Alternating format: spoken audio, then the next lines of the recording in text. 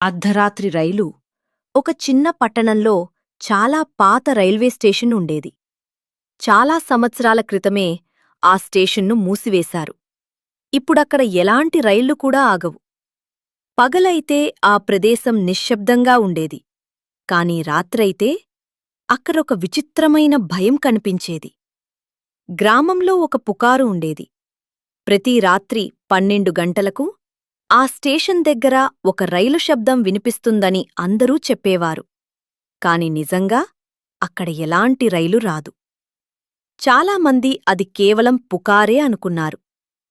ఒకరోజు సూర్య అనే యువకుడు ఆ విషయం నిజమా కాదా అని తెలుసుకోవాలని అనుకున్నాడు. అతనికి ఫోటోగ్రఫీ అంటే చాలా ఇష్టం. అందుకే ఒక రాత్రి అతను తన కెమెరాతో ఆ పాత రైల్వే స్టేషన్కి వెళ్ళాడు. ఆ రాత్రి చుట్టూ చాలా నిశ్శబ్దం ఉంది. స్టేషన్ మొత్తం చీకటిలో మునిగిపోయింది. గాలి నెమ్మదిగా వీచుతోంది.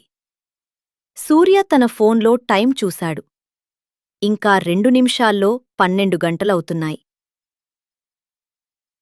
అకస్మాత్తుగా దూరం నుంచి ఒక శబ్దం వినిపించింది. అది రైలు ట్రాక్ మీద చక్రాలు తిరుగుతున్న శబ్దంలా ఉంది. సూర్య ఆశ్చర్యపోయాడు. అతను ట్రాక్ వైపు జాగ్రత్తగా చూశాడు. కొద్దిసేపటికి తెల్లటి పొగ మధ్యనుంచి ఒక పాత రైలు ఆకారం కనిపించింది. ఆ రైలు నెమ్మదిగా స్టేషన్ దగ్గరకు వచ్చి ఆగింది.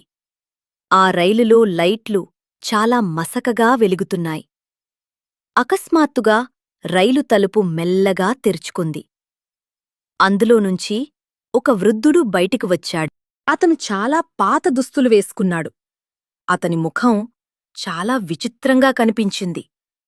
ఆ వృద్ధుడు సూర్యను చూసి నెమ్మదిగా మాట్లాడాడు.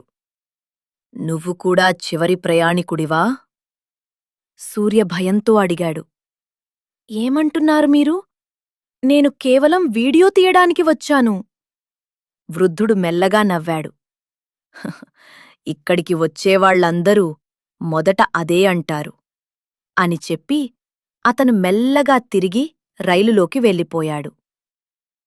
వెంటనే రైలు హారన్ వినిపించింది. రైలు నెమ్మదిగా కదిలి తెల్లటి పొగలో కలిసిపోయింది. సూర్య చాలా భయపడ్డాడు. వెంటనే అక్కడ్నుంచి ఇంటికి వెళ్ళిపోయాడు. మరుసటి రోజు ఉదయం సూర్య తన కెమెరాలో రికార్డైన వీడియోను చూడాలని అనుకున్నాడు. అతను వీడియో ప్లే చేశాడు. వీడియోలో స్టేషన్ ఖాళీగా మాత్రమే కనిపించింది. అక్కడ ఎలాంటి రైలు కూడా కనిపించలేదు. సూర్య ఆశ్చర్యపోయాడు. అప్పుడే అతను అద్దంలో తన ప్రతిబింబం చూశాడు. కాని ఆ ప్రతిబింబం వెనుక ఒక నీడ కనిపించింది. అది అదే రాత్రి స్టేషన్లో చూసిన వృద్ధుడే. సూర్య మెల్లగా వెనక్కి తిరిగాడు. కాని అక్కడ ఎవరూ లేరు. అద్దంలో మాత్రం ఆ వృద్ధుడు ఇంకా నిలబడి ఉన్నాడు. అప్పుడు ఆ వృద్ధుడి స్వరం వినిపించింది. "ఇప్పుడే నీ ప్రయాణం మొదలవుతుంది." ఆ తర్వాత గది మొత్తం తెల్లటి పొగతో నిండిపోయింది. కొద్దిసేపటికి ఆ గదిలో ఎవరూ కనిపించలేదు.